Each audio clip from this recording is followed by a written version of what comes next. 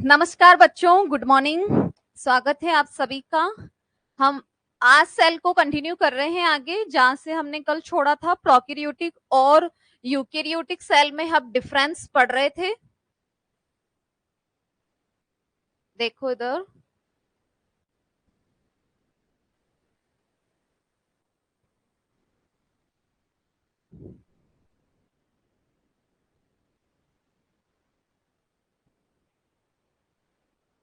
देखो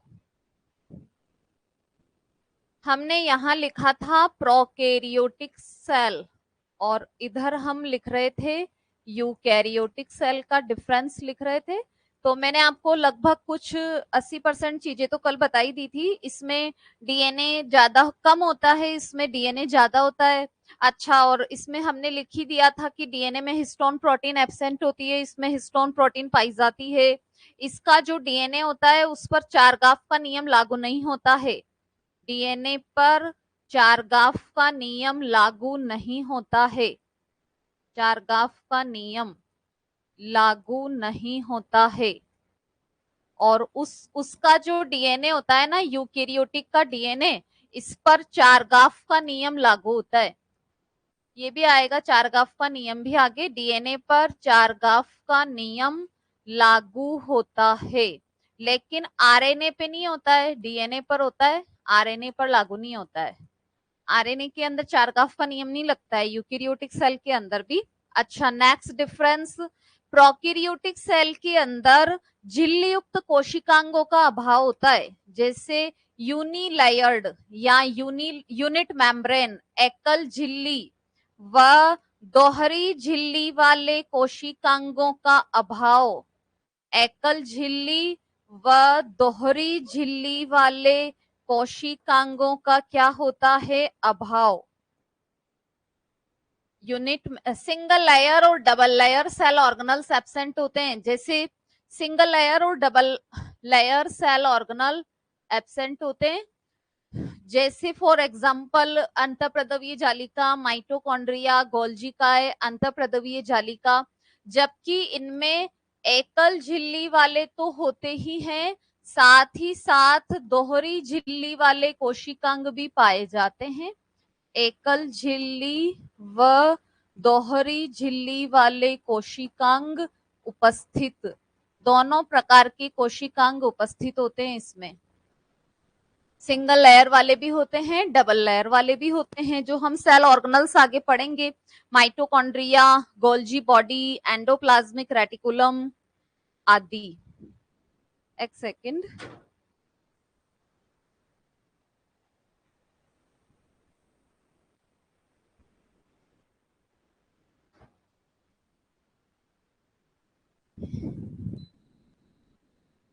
अच्छा चलो, इसके बाद में ये देखो, ये प्रोकैरियोटिक सेल का चित्र है। प्रोकैरियोटिक सेल में ऐसे पाई जाती हैं फ्लैजेला। फ्लैजेला जिसे क्या कहते हैं? कशाभिका।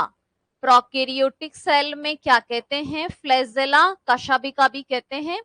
और ये फ्लैजेला, इसके अलावा ये क्या होती हैं? सीलिया। ये सीलिया होते हैं छोटे छोटे, जो इनके मूवमेंट में हेल्प करते हैं। और ये जो बड़ी होती है वो सीलिया होती है। जैसे बैक्टीरिया प्रोकैरियोटिक सेल में आता है। तो चलो मैं आपको एक और पॉइंट लिखा दूं, इसके एग्जाम्पल। जैसे देखो, प्रोकैरियोटिक सेल का एग्जाम्पल कौन सा होता है? प्रोकैरियोटिक सेल का एग्जाम्पल है बैक्टीरिया, जिसे कहते हैं जीवाणु। और इसके अलावा इसमें आता है नील हरित शैवाल। नील हरित शैवाल को क्या बोलते हैं? Blue green algae. नील हरित शैवाल और ब्लू ग्रीन एल्गी। इसके अलावा एक है माइकोप्लाज्मा। ये आते हैं प्रोकैरियोटिक सेल में। और यूकैरियोटिक सेल में कौन आते हैं? शेष सभी, remaining all plant and animal. शेष सभी पादप व जंतु, रिमेनिंग ऑल प्लांट और animals. Bacteria, blue green algae, mycoplasma prokaryotic cell में, and remaining all plants and animals किस में आते हैं? यूकैरियोटिक सेल में। तो देखो, जीवाणु है ना, ये बैक्टीरिया किस में आता है? प्रोकैरियोटिक सेल में। और ऑल ओवर प्रोकैरियोटिक सेल की स्ट्रक्चर सेम होती है। जैसे मैंने आपको कल मीजोसोम के बारे में बताया ही था। मीजोसोम किसका इनफोल्ड होता है? सेल मेम्ब्रेन का। सेल मेम्ब्रेन का इनफोल्ड होता है मीजोसोम, जो इनमें श्वसन के अंदर और रेस्पिरेशन में हेल्प करता है। सॉरी, श्वसन, रेस्पिरेशन और सेल डिवीजन में हेल्प करता है। तो ये मीजोसोम बना हुआ है। ये प्लाज्मा मेम्ब्रेन, जीव द्रव्य कला, कोशिका झिल्ली, इसके अंदर होती है सेल वॉल और इसके बाहर होता है कैप्सूल। फिर ये है प्लाज्मिड, ये बैक्टीरियल फ्लैजेल। अच्छा, प्लाज्मिड वगैरह ये खूब आएंगे सिलेबस के अंदर। अभी ये साइटोप्लाज्म हो गया, बैक्टीरियल सेल या प्रोकैरियोटिक सेल का साइटोप्लाज्म। ये न्यूक्लियोइड डीएनए होता है। डीएनए वही मैंने बताया ना, नेक्ड डीएनए पाया जाता है, जिसे न्यूक्लियोइड या क्या कहते हैं, केंद्रकाभ या जीनोफोर या इंसिपिएंट न्यूक्लियस कहा जाता है। और ये इसमें राइबोसोम होते हैं। तो 70S राइबोसोम मैंने आपको कल बता ही दिया था। अब हमें पढ़नी है यूकेरियोटिक सेल। मैन तो भाई ज्यादा डिटेल में तो यहाँ पर यूकेरियोटिक सेल ही आएगी ना। प्रोकैरियोटिक सेल में तो बैक्टीरिया आता है, तो बैक्टीरिया की हम कंप्लीट लाइफ साइकिल पढ़ेंगे। यूकेरियोटिक सेल के अंदर ऑल प्लांट्स और एनिमल्स आते हैं। तो ये है पादप कोशिका, प्लांट सेल। और इधर हम लिख रहे हैं जंतु कोशिका, एनिमल सेल। जंतु कोशिका, एनिमल सेल। अच्छा, पादप कोशिका, सबसे पहली बात, बेसिक डिफरेंस बिटवीन प्लांट और एनिमल सेल। तो हम इनका बेसिक डिफरेंस लिख रहे हैं। पादप कोशिका के अंदर सबसे सिंपल, सबसे बाहर क्या पाई जाती है? कोशिका भित्ति, जिसको इंग्लिश में क्या कहते हैं? Cell wall. प्लांट सेल में सेल वॉल पाई जाती है, जबकि एनिमल सेल में सेल वॉल क्या होती है? एब्सेंट। ये बेसिक डिफरेंस होता है। पादप की कोशिकाओं में सुरक्षा के लिए बाहर कोशिका भित्ति होती है, जबकि जंतुओं में कोशिका भित्ति नहीं होती है। अच्छा, ये अंतर सभी जानते हो कि पादपों में क्या होता है? हरित लवक, क्लोरोप्लास्ट, क्लोरोप्लास्ट पाया जाता है, जबकि एनिमल्स में क्लोरोप्लास्ट क्या होता है? एब्सेंट। अच्छा, इसका एक्सेप्शन क्या है? प्लांट्स में क्लोरोप्लास्ट होता है जनरली, लेकिन इसका एक्सेप्शन, अपवाद, इसका एक्सेप्शन क्या है? इसका अपवाद है कवक। कवक को क्या कहते हैं? फंजाई। फंजाई को क्या कहते हैं? फफूंद। कवक या फंजाई या फफूंद, ये इसका एक्सेप्शन है। फंगस, फफूंद लग जाती है ना जो अचार में, रोटी में, ये एक ऐसा प्लांट होता है। फंगस एक ऐसा प्लांट होता है जिसमें क्लोरोप्लास्ट नहीं होता है। तो ये पोषण की दृष्टि से क्या होती है? परपोषी। पोषण की दृष्टि से परपोषी, हेटेरोटॉप्स, या क्या होती है? परजीवी, पैरासाइट होती है। अच्छा, एनिमल सेल में क्या होता है? एक्सेप्शन। एनिमल सेल का अपवाद कौन है? यूग्लिना। भाई एनिमल्स में मैंने आपको क्या बताया कि क्लोरोप्लास्ट एब्सेंट होता है, लेकिन कौन सा एनिमल है जिसमें क्लोरोप्लास्ट पाया जाता है? यूग्लिना। ये प्रोटोजोआ संघ का मेंबर है। यूग्लिना ये किसमें आता है? प्रोटोजोआ संघ का मेंबर है यूग्लिना। यूग्लिना के अंदर है ना क्लोरोप्लास्ट होता है, तो ये फोटोसिंथेसिस कर सकता है। और यूग्लिना के अंदर भोजन का संचय होता है ग्लाइकोजन के रूप में। फूड का स्टोरेज किसकी फॉर्म में होता है? इन ग्लाइकोजन। ग्लाइकोजन की फॉर्म में फूड का स्टोर होता है। इसीलिए यूग्लिना को क्या कहते हैं? पादप व जंतुओं के बीच की योजक कड़ी। पादप व जंतुओं के बीच की योजक कड़ी, connecting link between living plant और एनिमल्स। यूग्लिना में फूड का स्टोरेज होता है ग्लाइकोजन की फॉर्म में। इसीलिए यूग्लिना को क्या कहते हैं, प्लांट और एनिमल्स के बीच की कनेक्टिंग लिंक, क्योंकि यूग्लिना में एक तो फोटोसिंथेसिस होता है तो प्लांट वाला करेक्टर आ गया, इसमें फूड का स्टोरेज ग्लाइकोजन की फॉर्म में होता है तो एनिमल वाला करेक्टर आ गया, तो यूग्लिना, इसलिए दोनों की कनेक्टिंग लिंक होता है। अच्छा, इसके अलावा ये तो बहुत सिंपल बेसिक डिफरेंस है कि इसमें सेल वॉल होती है, इसमें सेल वॉल नहीं होती है। क्लोरोप्लास्ट जनरली आपको पता ही है कि प्लांट्स में होता है, एनिमल्स में नहीं होता है। एक्सेप्शन एनिमल याद रखना। अच्छा, प्लांट में एक्सेप्शन वैसे एक ही नहीं है, एक एक्सेप्शन कवक के और दूसरा एक्सेप्शन क्या है, अमरबेल। दूसरा एक्सेप्शन क्या है, अमरबेल। अमरबेल को क्या कहते हैं, कस्कूटा। दूसरा एक्सेप्शन अमरबेल, और अमरबेल को क्या कहते हैं, कस्कूटा। ये भी परजीवी प्लांट होता है अमरबेल, इसमें भी क्लोरोप्लास्ट एब्सेंट होता है।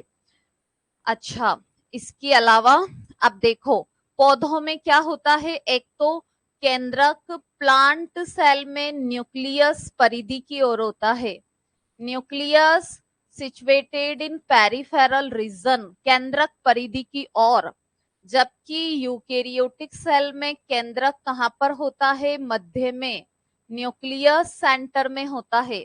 इसमें न्यूक्लियस पेरिफेरल साइड में, इसमें न्यूक्लियस सेंटर में होता है। देखो ये प्लांट सेल है, ये एनिमल सेल है, ये इसका केंद्रक है, ये वाला। मैं थोड़ा इसको हाईलाइट कर देती हूँ। ये प्लांट सेल का न्यूक्लियस है जो देखो इधर साइड में, ये एनिमल सेल का न्यूक्लियस है जो बिल्कुल सेंटर में। एनिमल सेल का न्यूक्लियस सेंटर में होता है, प्लांट सेल का न्यूक्लियस साइड में होता है। इसका भी रीजन है। इसका क्या रीजन है, तो देखो इधर सुनो, पौधों में क्या होता है, रिक्तिकाएं होती हैं। पौधों में होती है रिक्तिका, जिसे क्या बोलते हैं, वैक्यूल। ये रिक्तिकाओं में पौधा क्या करता है, पानी का संचय। रिक्तिकाओं में पौधा पानी का संचय करता है, और प्लांट वैक्यूल्स में पानी स्टोर करता है, इसलिए इसमें ये इतनी बड़ी बड़ी वैक्यूल्स होती हैं। अब ये वाली इसमें वैक्यूल है इतनी बड़ी, जिसके अंदर प्लांट वाटर स्टोर करता है, और वाटर स्टोर करता है तो ज्यादा स्पेस तो इस रिक्तिका ने कवर कर लिया ना, तो केंद्रक को साइड में ही रहना पड़ेगा, इतनी जगह ही नहीं है यहाँ पर।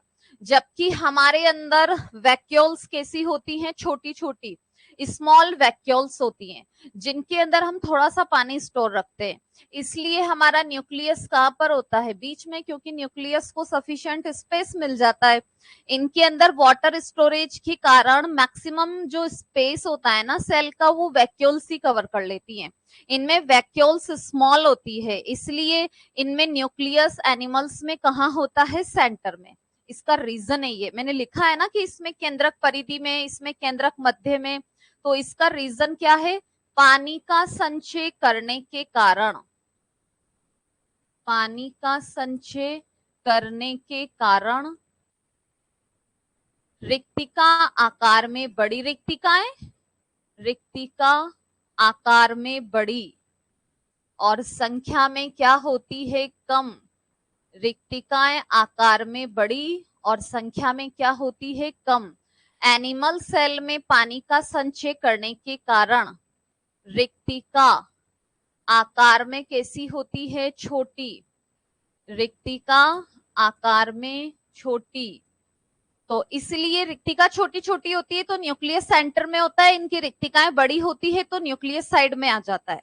अच्छा, इसके बाद में देखो प्लांट सेल के अंदर क्या होता है, एक तो तारका एब्सेंट होता है, लेकिन इसमें भी एक वेरिएशन है। प्लांट्स को दो कैटेगरी में बांटा गया है, मैं आपको ये भी पॉइंट क्लियर कर दूं। देखो प्लांट्स को दो कैटेगरीज में डिवाइड किया गया है। एक तो होते हैं हायर प्लांट्स, जिनको हम क्या बोलते हैं, उच्च वर्गीय पादप, और एक होते हैं लोअर प्लांट्स, निम्न वर्गीय पादप। लोअर प्लांट्स, निम्न वर्गीय पादप। हायर प्लांट्स में कौन आते हैं, हायर प्लांट्स में कौन आते हैं,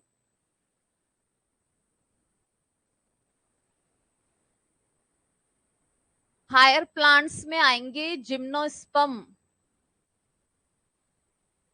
इंग्लिश में कहते हैं जिम्नोस्पर्म, हिंदी में कहते हैं अनावृत बीजी। एंजियोस्पर्म, टेरिडोफाइटा,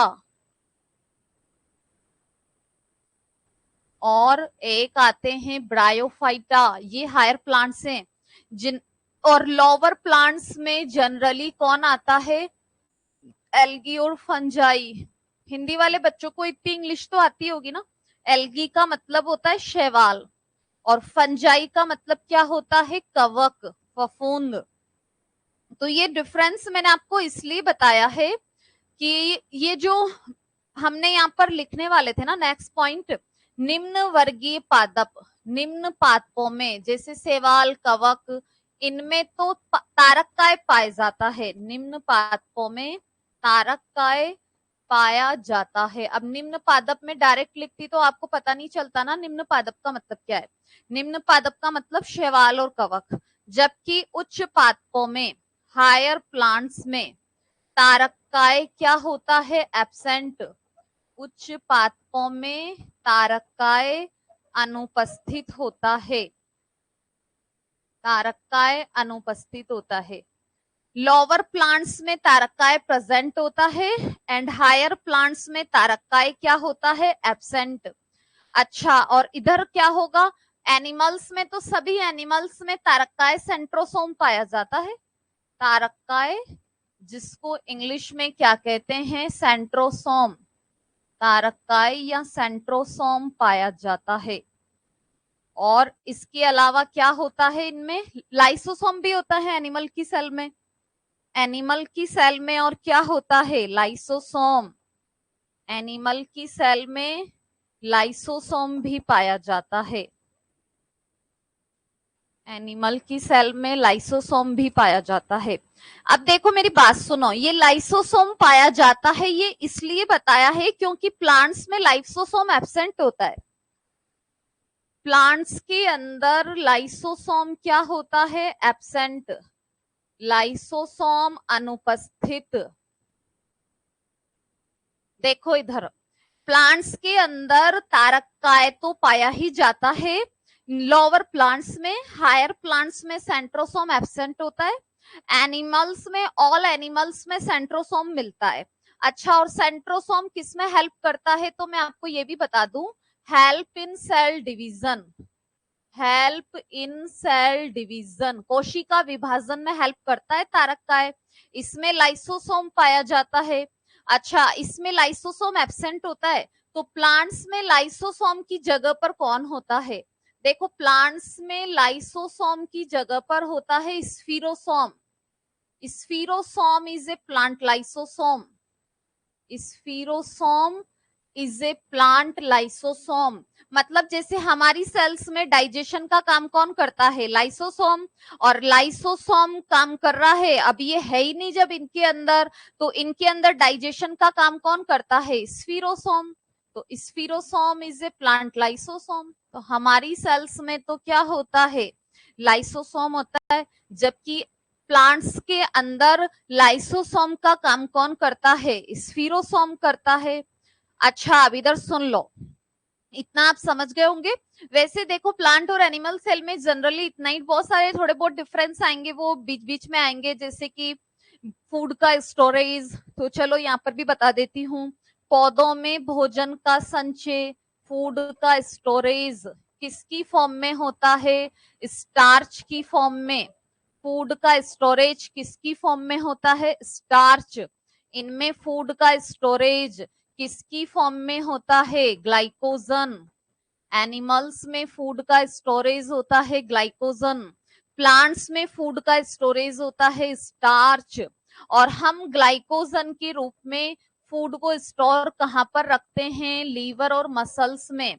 देखो, हमारी बॉडी में जैसे आपने खाना खाया, अब आपके पास यदि एक्स्ट्रा ग्लूकोज आया है फूड से, तो ये जो एक्स्ट्रा ग्लूकोज होता है ना, ये हमारे लीवर के द्वारा किस में कन्वर्ट कर दिया जाता है? ग्लाइकोजन में।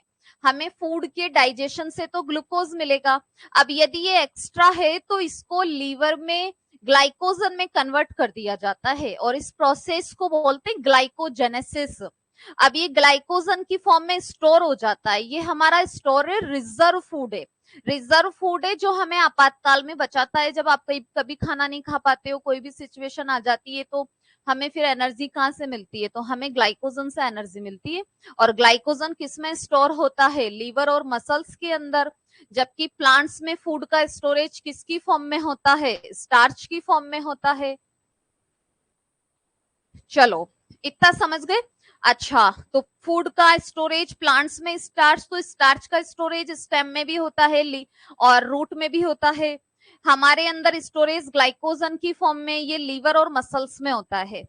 और भी डिफरेंस होते हैं, वैसे बीच बीच में जब सेल पढ़ोगे तो बहुत सारी चीजें आएंगी डिफरेंस के अंदर, जैसे पौधों में कोशिका का विभाजन, प्लांट्स में कोशिका विभाजन कौन सी विधि से होता है, सेल प्लेट मेथड से। कोशिका विभाजन, सेल डिवीजन कौन से मेथड से होता है, सेल प्लेट मेथड से, कोशिका पट्ट विधि से। और जंतुओं में कोशिका विभाजन कौन सी विधि से होता है, जंतुओं में कोशिका विभाजन, एनिमल्स में जो सेल डिवीजन है वो कौन सी विधि से होता है, सेल फूरो। सेल फूरो को क्या बोलते हैं, कोशिका खांच विधि। सेल फूरो या कोशिका खांच या विदलन विधि, सेल फूरो या कोशिका खांच या विदलन विधि। जैसे देखो हम अभी सेल डिवीजन भी पढ़ेंगे आगे। अब ये सेल है, ये डिवाइड होगी और इससे ये दो सेल्स बन जाएंगी। तो ये जो सेल डिवीजन है ना, वो प्लांट्स में सेल प्लेट, इसको हिंदी में बोलते हैं कोशिका पट्ट विधि, इसको कहते हैं कोशिका पट्ट विधि। और इसको मैंने हिंदी में लिख ही दिया है कोशिका खांच। अब कैसे खांच और प्लेट में क्या डिफरेंस होता है, तो जैसे ये सेल होती है ना, तो इसके केंद्र से किनारे की और प्लेट बनती है। प्लेट का निर्माण हमेशा कहां से कहां होता है, केंद्र से किनारे की ओर। प्लेट का निर्माण केंद्र से किनारे की ओर, जबकि खांच का निर्माण कहां से कहां होता है, किनारे से केंद्र की ओर क्या बनती है, खांच। केंद्र से किनारे की ओर बनती है प्लेट, और किनारे से केंद्र की ओर क्या बनती है, खांच।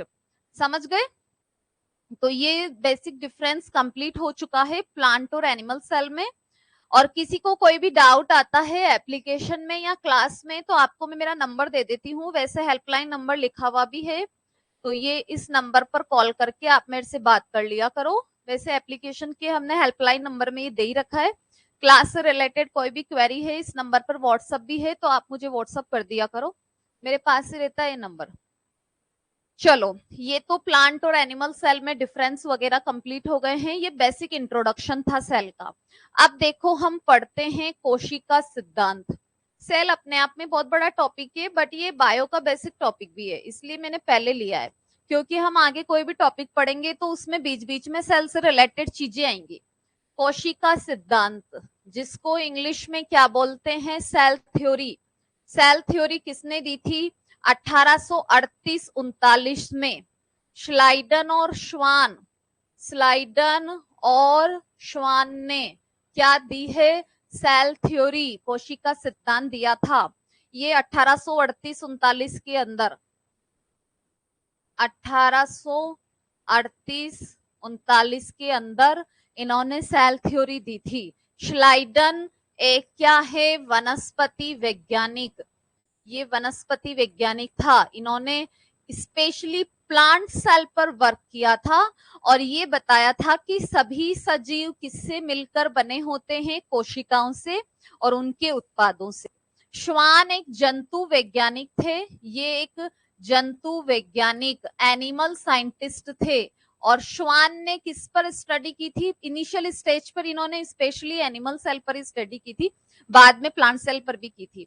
और ये दोनों अलग अलग स्टडी करते हुए, इन्होंने प्लांट सेल पर, इन्होंने एनिमल सेल पर, सेम स्टडी, अलग अलग स्टडी करते हुए किस रिजल्ट पर पहुंचे थे, सभी सजीव कोशिका और उसके उत्पादों से बने होते हैं। All livings are made up from cell and its products. All livings are made up from cell and its product. तो cell theory is given by Schleiden and Swan. ये बॉटनिस्ट थे, ये जूलॉजिस्ट थे। अलग अलग काम करते हुए सेम रिजल्ट पर पहुंचे कि सभी सजीव किससे बने होते हैं, कोशिका और उनके उत्पादों से बने होते हैं। तो ये इनिशियल स्टेज था सेल थ्योरी का। इसके बाद में एक और वैज्ञानिक आए थे जिनका नाम था रुडोल्फ विर्चो, जिनका नाम था रुडोल्फ विर्चो। देखो सभी बच्चे अच्छे से हम प्यार से पढ़ेंगे, ऐसे खींचतान का कोई मैटर नहीं है कि जल्दी जल्दी कोर्स करा देंगे, यहाँ ऐसा कुछ नहीं है। आप जहाँ और अदर बड़े बड़े नाम सुन के इंस्टीट्यूट में जाते हो ना, उनसे अच्छी आपको क्वालिटी मिलेगी हर चीज की, मैटर की भी और एक्सप्लेनेशन की भी, ये तो मेरी गारंटी आपको। और आपको मैंने हेल्पलाइन नंबर दे दिया है, वो डायरेक्ट आप मेरे से कांटेक्ट कर सकते हो उससे। रुडोल्फ विर्चो ने क्या दिया था, ओमिनिस सेल्यूला ई सेल्यूला, ओमिनिस सेल्यूला ई सेल्यूला, ये किसने दिया था, रुडोल्फ विर्चो ने। और रुडोल्फ विर्चो ने क्या बोला था, ये इसका इंग्लिश है, इसका हिंदी बोल रही हूं। नई कोशिकाएं पूर्ववर्ती कोशिकाओं के विभाजन से बनती है, नई कोशिकाएं पूर्ववर्ती कोशिकाओं के विभाजन से बनती है, पूर्ववर्ती कोशिकाओं के विभाजन से बनती है। New cells are arise from all cells, new cells are arise from all cells. अच्छा, ये पुरानी कोशिका है। अब नई कोशिकाएं कैसे बनती है हमारी बॉडी में, तो इस ओल्ड सेल में क्या होता है, डिवीजन, सेल में डिवीजन होता है। और जनरली हमारी बॉडी की ग्रोथ के लिए कौन सा डिवीजन होता है, माइटोसिस, समसूत्री विभाजन, जिससे कितनी कोशिकाएं बन जाती हैं, 2। तो ये किसने बताया था, रुडोल्फ विर्चो ने ये बताया ना। इसके बाद ही सेल डिवीजन को डिस्कवर किया गया था कि जो ये न्यू सेल्स हैं ये ओल्ड सेल से बनती हैं। तो इसने इसको शॉर्ट में बोलते हैं ओमिनी सेल्यूला ई सेल्यूला, new cells are arise from old cells. यहाँ प्रीवियस सेल, वो तो प्रीवियस सेल भी बात एक ही है। तो ये पुरानी सेल थी, इसमें डिवीजन हुआ, ये 2 नई सेल्स बन गई, ये रुडोल्फ विर्चो ने बोला था। अब इसके बाद में रुडोल्फ विर्चो, सबसे पहले सेल थ्योरी किसने दी है, श्लाइडन और श्वान ने दी है। और उन्होंने भी यही बताया था कि सभी सजीव कोशिका और उसके उत्पादों से बने होते हैं। इसके बाद में रुडोल्फ विर्चो ने दिया था ओमिनी सेल्यूला ई सेल्यूला, मतलब नई कोशिकाएं किससे बनती हैं, पुरानी कोशिकाओं से। इसके बाद में आया था नया कोशिका सिद्धांत, इसके बाद आया था नया कोशिका सिद्धांत, न्यू सेल थ्योरी, नया कोशिका सिद्धांत, न्यू सेल थ्योरी। ये न्यू सेल थ्योरी आई थी। और न्यू सेल थ्योरी किसने दी थी, रुडोल्फ विर्चो व नेगेली। न्यू सेल थ्योरी किसने दी थी, रुडोल्फ विर्चो व नेगेली, रुडोल्फ विर्चो और नेगेली ने दी थी। नया कोशिका सिद्धांत रुडोल्फ विर्चो और नेगेली ने दिया था। इन्होंने थोड़ा सा उसको मॉडिफाई किया। फर्स्ट तो इन्होंने वही बताया कि सभी सजीव किससे मिलकर बने होते हैं, कोशिका और उसके उत्पादों से। सभी सजीव कोशिका व उसके उत्पादों से बने होते हैं, सभी सजीव कोशिका व उसके उत्पादों से बने होते हैं। फर्स्ट तो इन्होंने यही बोला था, all livings are made from cell and its product. Second इन्होंने फिर क्या बताया, शरीर की संरचनात्मक व क्रियात्मक इकाई, शरीर की संरचनात्मक व क्रियात्मक इकाई, structural and functional unit of cell, structural and functional unit of body is cell, structural and functional unit of body is cell। मतलब हमारे शरीर की संरचना बनाने वाली भी कोशिका और हमारे शरीर में कार्य करने वाली भी कोशिका। तो सभी सजीव कोशिका और उसके उत्पादों से बने होते हैं। शरीर की संरचनात्मक और क्रियात्मक इकाई भी क्या होती है, कोशिका। ये है new cell theory.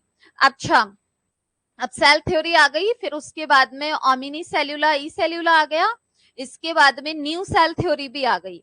New cell theory में याद रखना रुडोल्फ विर्चो और नेगेली दोनों हैं। फिर इसके बाद में आता है exception, exception of cell theory, कोशिका सिद्धांत का अपवाद। कोशिका सिद्धांत का अपवाद कौन है? वायरस। वायरस कोशिका सिद्धांत का अपवाद है। तो वायरस की पावर तो सारी दुनिया ने देखी ना, जो बहुत बड़ा तौप बने घूमते थे ना, वो वायरस के डर के मारे छुपे छुपे भग रहे थे। ऐसा वायरस ने हमें दिखाया था ना। और अभी भी देख लो, आई फ्लू फैल रहा है, तो आई फ्लू ने भी हमें ऐसा करके दिखाया। आई फ्लू से भी कितने लोग अफेक्टेड हो रहे हैं।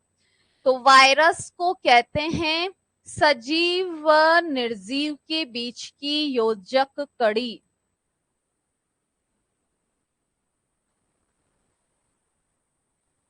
सजीव व निर्जीव के बीच की योजक कड़ी, कनेक्टिंग लिंक बिटवीन लिविंग और नॉन लिविंग, लिविंग और नॉन लिविंग के बीच की कनेक्टिंग लिंक कौन है? वायरस। वायरस कोशिका सिद्धांत का अपवाद क्यों है? क्योंकि इसका कोई उपापचय तंत्र नहीं होता है। वायरस का कोई भी उपापचय तंत्र नहीं होता है। इसका कोई भी मेटाबॉलिक सिस्टम नहीं होता है। ये हमारी ही बॉडी में रहता है, हमारे ही सिस्टम्स का यूज करता है और हमारी बैंड बजाता है, वो है वायरस। तो इसीलिए वायरस को कहते हैं कनेक्टिंग लिंक बिटवीन लिविंग और नॉन लिविंग्स। जब तक ये हमारे शरीर से बाहर है तब तक ये निर्जीव है। जैसे ये बॉडी के अंदर जाता है वैसे ही ये क्या हो जाता है? सजीव। हमारे ही सिस्टम्स का यूज करता है, इसलिए सजीव हो जाता है। अच्छा, चलो ये बेसिक इंफॉर्मेशन हो गई है। अब इसके बाद में हम पढ़ते हैं सेल वॉल।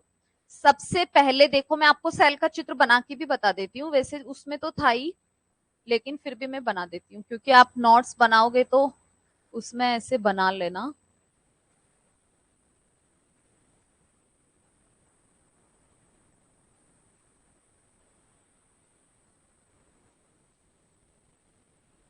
ये है हमारा न्यूक्लियस।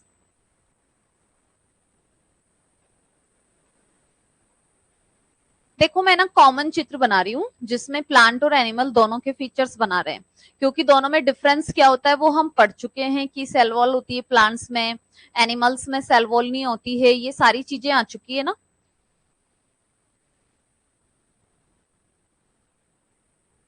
ऐसे होती है एंडोप्लाज्मिक रेटिकुलम, जिसकी एक साइड पर कौन होते हैं? राइबोसोम। अच्छा, ये होता है न्यूक्लियस, जिसमें होती है केंद्रिका, न्यूक्लियोलस। और ये है माइटोकॉन्ड्रिया।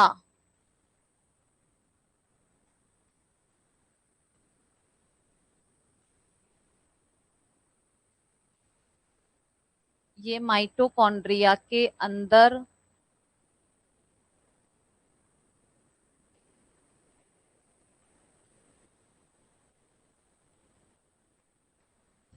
फिर ये है हमारा गोल्जी बॉडी, ये है लाइसोसोम, ये है रिक्तिका, वैक्यूल, और ये है हरितलवक, क्लोरोप्लास्ट। क्लोरोप्लास्ट में भी ऐसे डॉट डॉट कर देते हैं। ये है केंद्रक, केंद्रक के अंदर होते हैं क्रोमेटिन के रेशे, क्रोमेटिन फाइबर्स होते हैं। देखो बेसिक होता है, इसमें बहुत सारे सेल ऑर्गेनल्स आएंगे, स्मॉल वाले भी होते हैं, वो डायरेक्ट पढ़ा दूंगी मैं आपको। सेल के सबसे बाहर कौन होती है? सेल वॉल, कोशिका भित्ति। वैसे देखो आप साइंस के स्टूडेंट हो, साइंस में टर्मिनोलॉजी इंग्लिश में चलती है, फिर भी मैं हिंदी में बोल रही हूँ। सेल वॉल को बोलते हैं कोशिका भित्ति। ये होती है सेल मेम्ब्रेन। सेल मेम्ब्रेन को क्या कहते हैं? कोशिका झिल्ली। ये होती है रिक्तिका, इसको कहते हैं वैक्यूल। वैक्यूल क्या होती है? रिक्तिका। ये है हरित लवक, हरित लवक को क्या कहते हैं? क्लोरोप्लास्ट। हरित लवक जिसको कहते हैं क्लोरोप्लास्ट। ये है गोल्जी काय, ये गोल्जी काय है, गोल्जी बॉडी। ये है लाइसोसोम, गोल्जी काय है, गोल्जी बॉडी।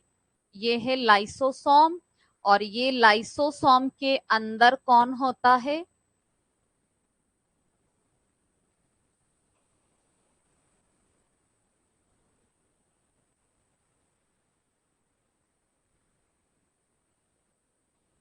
ये है अंतःप्रदवीय जालिका, अंतःप्रदवीय जालिका, इसको क्या कहते हैं? Endoplasmic reticulum. अंतःप्रदवीय जालिका, इसको कहते हैं एंडोप्लाज्मिक रेटिकुलम। अच्छा, और ये गोल्जी बॉडी हो ही गया, लाइसोसोम हो ही गया। ये वाली है माइटोकॉन्ड्रिया। माइटोकॉन्ड्रिया वैसे हिंदी इंग्लिश में माइटोकॉन्ड्रिया ही रहती है, इसमें कोई भी चेंज नहीं आता है। ये होता है केंद्रक, न्यूक्लियस। ये होता है केंद्रक, जिसे कहते हैं न्यूक्लियस। और ये इसके अंदर क्या होता है? कोशिका द्रव्य।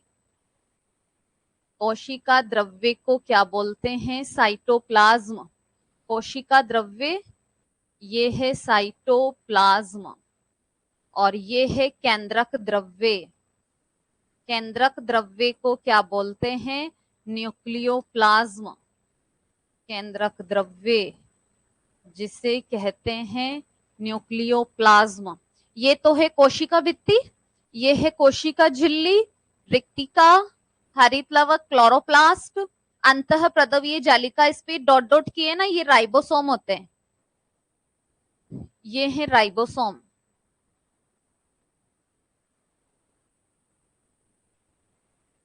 राइबोसोम होते हैं ये।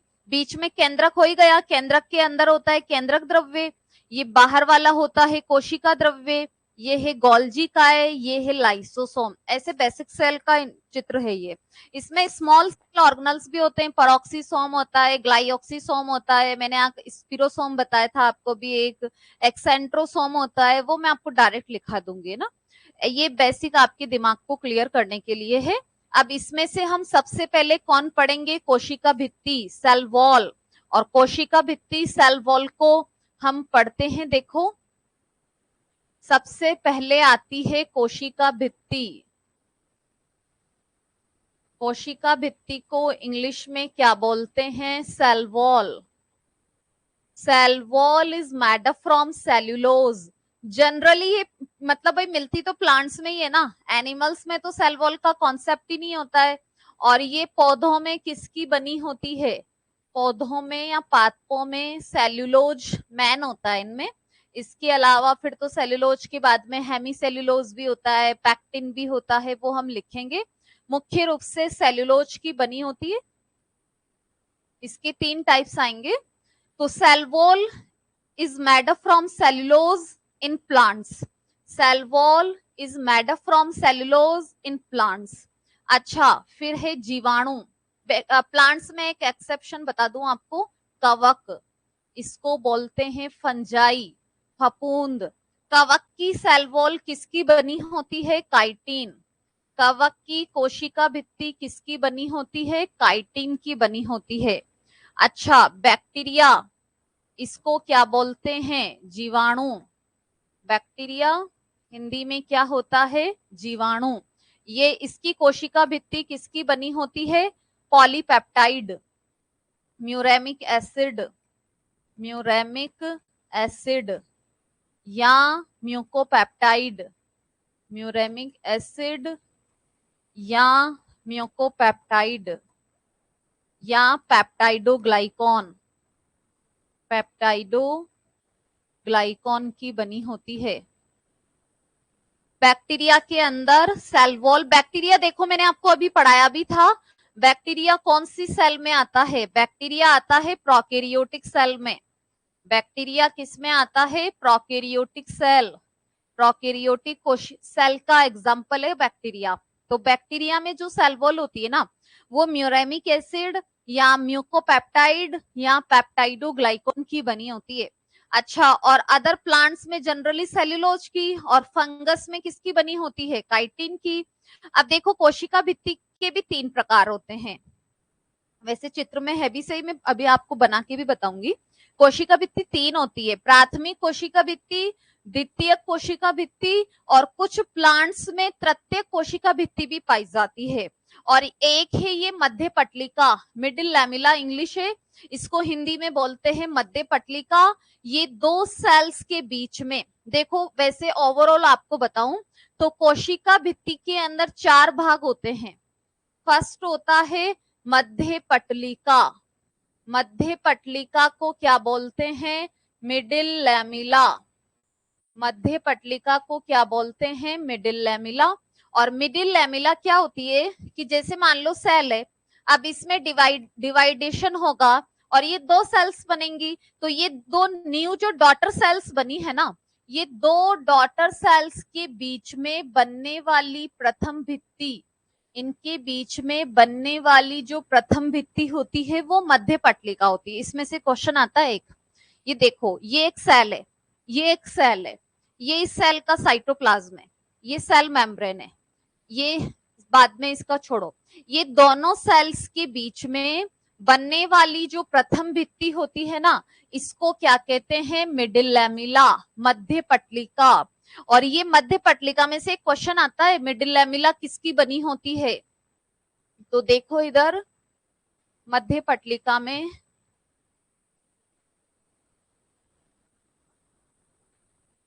दो संतति कोशिकाओं के बीच बनने वाली प्रथम भित्ति, दो संतति कोशिकाओं के बीच, दो संतति कोशिकाओं के बीच बनने वाली प्रथम भित्ति कौन सी होती है? मध्य पटलिका। और ये किसकी बनी होती है? Middle lamella is made up from calcium and magnesium pectate. ये कैल्शियम और मैग्नीशियम पैक्टेट की बनी होती है और इसमें मुख्य होता है कैल्शियम पैक्टेट, मुख्य होता है कैल्शियम पैक्टेट, ये मुख्य है। अगर 2 आंसर अलग अलग ऑप्शन में है ना, ये कैल्शियम पैक्टेट, मैग्नीशियम पैक्टेट और 2 अदर ऑप्शन भी है, तो फिर प्रायोरिटी इसको दोगे। मिडिल लैमिला जो आपको अभी मैंने चित्र दिखाया था, ये जैसे 2 जो डॉटर सेल्स होती है ना, ये 2 नई सेल्स बनी, इनके बीच की भित्ति होती है प्रथम भित्ति मिडिल लैमिला। और ये किसकी बनी होती है? कैल्शियम और मैग्नीशियम पैक्टेट की। और इसीलिए कैल्शियम और मैग्नीशियम पैक्टेट को किसे क्या कहते हैं? प्लांट सीमेंट भी कहा जाता है। कैल्शियम और मैग्नीशियम पैक्टेट को प्लांट सीमेंट भी कहा जाता है, जिनमें से कैल्शियम पैक्टेट मुख्य होता है। समझ गए? अच्छा, इसके बाद में जब मिडिल लैमिला बन जाएगी ना, इसके बाद में इन सेल्स की प्राइमरी वॉल बनती है, फिर सेकेंडरी वॉल बनती है, और फिर कुछ प्लांट्स होते हैं जिनमें थर्ड वॉल पाई जाती है, वो जिम्नोस्पर्म में होती है।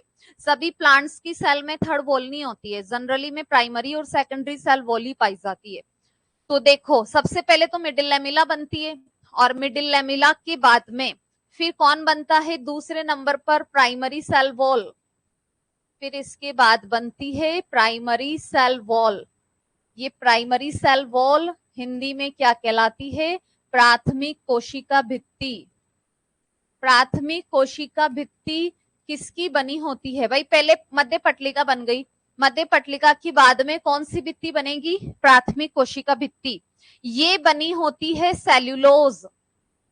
प्रथम cellulose, hemicellulose, cellulose, hemicellulose व पैक्टिन की बनी। ये ध्यान रखना, अब मैंने आपको अभी बताया था ना, cell wall is made from cellulose, लेकिन स्पेशली लिख दे कि प्राथमिक कोशिका भित्ति किसकी बनी होती है, ऐसे कंफ्यूज करने वाले सवाल आ जाते हैं। प्राथमिक कोशिका भित्ति, प्रायोरिटी का सीक्वेंस यही रहेगा, फर्स्ट प्रायोरिटी तो हमेशा सेल्यूलोज ही रहेगा। सेल्यूलोज, हेमी सेल्यूलोज, पैक्टिन की बनी होती है। अच्छा, फलों के पकने के समय, फलों के पकने के समय फल मतलब मीठे हो जाते हैं ना, उसका रीजन होता है पैक्टिन, फलों के गूदों में पाया जाता है पैक्टिन।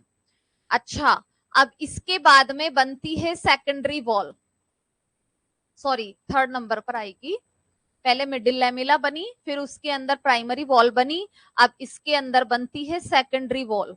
हम है ना इन सबको मिला के सेल वॉल कहते हैं। सेल वॉल का मतलब उसमें मिडिल लैमिला भी आ गई, प्राइमरी भी आ गई, सेकेंडरी भी आ गई, टर्शरी भी आ गई। ये सारी जो थिक वॉल है वो मिलाकर सेल वॉल होती है। तो सेकेंडरी सेल वॉल, जिसको हिंदी में क्या बोलेंगे? द्वितीयक कोशिका भित्ति। द्वितीयक कोशिका भित्ति, ये द्वितीयक कोशिका भित्ति किसकी बनी होती है? Lignin suberin. द्वितीयक कोशिका भित्ति लिग्निन व सुबेरिन की बनी होती है। लिग्निन और सुबेरिन की मात्रा इसमें ज्यादा होती है, इनमें लिग्निन और सुबेरिन ज्यादा होता है, जबकि सेल्यूलोज हेमी सेल्यूलोज कम होता है। सॉरी,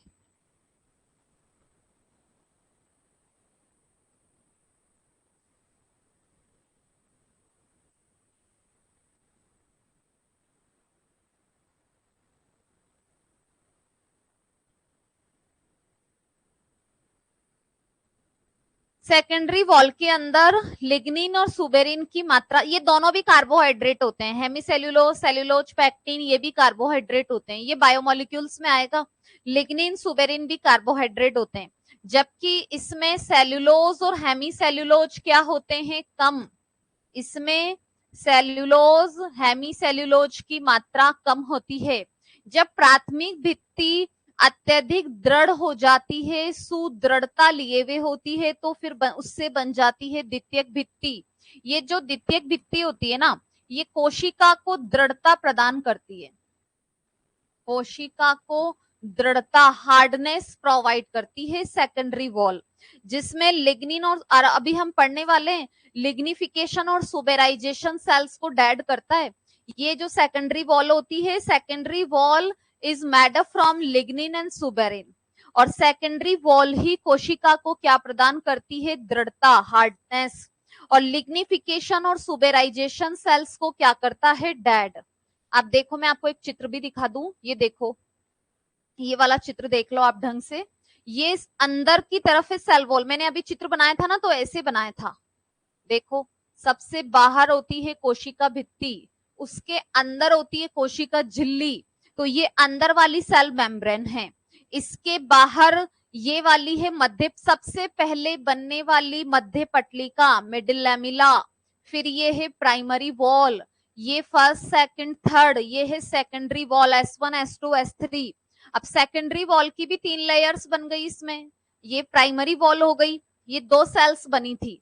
अब 2 सेल्स के अंदर सबसे पहले बाहर बनने वाली कौन सी होती है? मिडिल लैमिला होती है, जो 2 संतति कोशिकाओं के बीच में बनती है, जो मैंने आपको अभी चित्र भी बना के बताया था। ये भी अलग सेल है, ये अलग सेल है, ये अलग सेल है, ये अलग सेल है। तो ये बीच वाली है इसमें मिडिल लैमिला, फिर उसके अंदर ये प्राइमरी सेल वॉल, और फिर ये होती है सेकेंडरी सेल वॉल। तो ये सेल मेम्ब्रेन हो गई। फिर उसके जस्ट पास में होती है द्वितीयक भित्ति, उसके बाहर होती है प्राथमिक भित्ति, सबसे बाहर होती है पटलिका। क्रम समझ गए क्या? मान लो कि ये सेल के बाहर कोशिका भित्ति है ना, तो इसके कोशिका भित्ति का सबसे अंदर वाला भाग कौन सा होता है? सेकेंडरी सेल वॉल, फिर होता है प्राइमरी सेल वॉल, और फिर होती है मिडिल लैमिला। ये देख लो, ये सेल मेम्ब्रेन है, मेम्ब्रेन अंदर की साइड में होती है, उसके जस्ट बाहर है सेकेंडरी वॉल, फिर है प्राइमरी वॉल, फिर है मिडिल लैमिला। तो मिडिल लैमिला तो 2 सेल्स को कनेक्ट करके रखता है, प्लांट सीमेंट बोलते हैं ना इसको, तभी तो। पादप सीमेंट का काम क्या होता है? ईंटों को जोड़ना।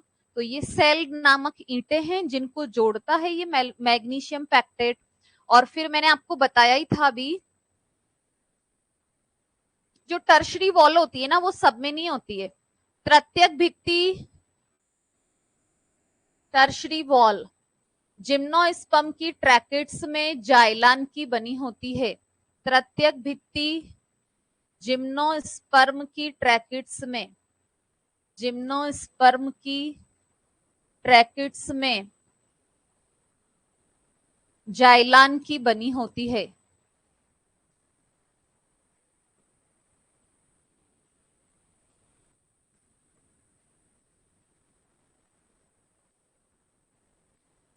टर्शरी वॉल ऑल प्लांट्स में नहीं होती है, ओनली जिम्नोस्पर्म की ट्रैकेट्स। ट्रैकेट्स को क्या बोलते हैं हिंदी में? वाहिनिका।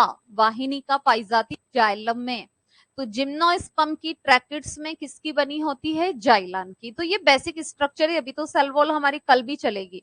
अभी तो सेल वॉल के आप 3 टाइप याद रखना, primary wall, secondary wall, tertiary wall. Answer question आता है मिडिल लैमिला में से। मिडिल लेमिला का मेन कंपोनेंट क्या होता है, कैल्शियम पैक्टेट। प्लांट सीमेंट किसको कहते हैं, आपसे इसे पूछ लेंगे। सेकेंडरी सेल वॉल का मेन कंपोनेंट लिग्निन और सुबेरिन। प्राइमरी सेल वॉल का main component cellulose, hemicellulose, वो उसका मेन कंपोनेंट है। सीक्वेंस वही रहेगी, सेल्यूलोज, हेमी सेल्यूलोज, पैक्टिन। समझ गए? आज के लिए इतना ही। कल भी आपको यही ऐसे ही एक इसकी आगे की कंटिन्यू क्लास मिलेगी और फिर मंडे से आपका रेगुलर सिलेबस स्टार्ट हो जाएगा। Thank you.